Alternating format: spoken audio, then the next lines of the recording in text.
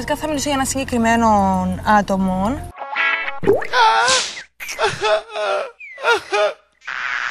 που μου παίρνει χρόνο από εσένα. Και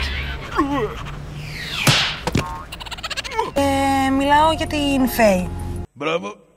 A few moments later. Σε άκουσα να λες στη Στάβη πριν λίγες μέρες μετά το ραντεβού της Αθηνάς ότι και καλά δεν σου κάνει το κλικ ο Αλέξης. Meanwhile.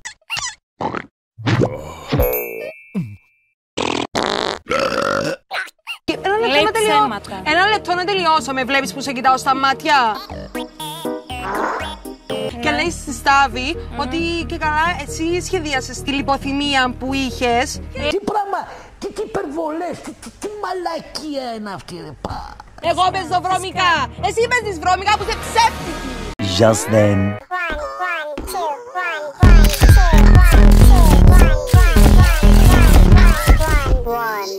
Eventually. Έχεις με όλες τις κοπέλες στη βίλα καλά. Πού είδες ότι τα έχω με όλες τις κοπέλες καλά, είσαι σοβαρή. Και να λέτε, εγώ σας αγαπώ. Εγώ δεν τα έχω καλά με όλες τις κοπέλες. 12 o'clock midnight. Δεν τα έχω καλά με όλες τις κοπέλες. Μία πας.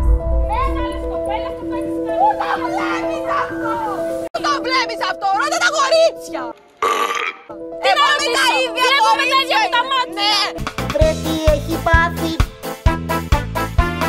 3:28 a.m. Ναι. Λες εσύ που και καλά είσαι τσακωμένη με τη Φένια ενώ σας βλέπω κάθε μέρα να μιλάτε. Τι εννοείς τι? Άντε γεια, τυρί. Τι.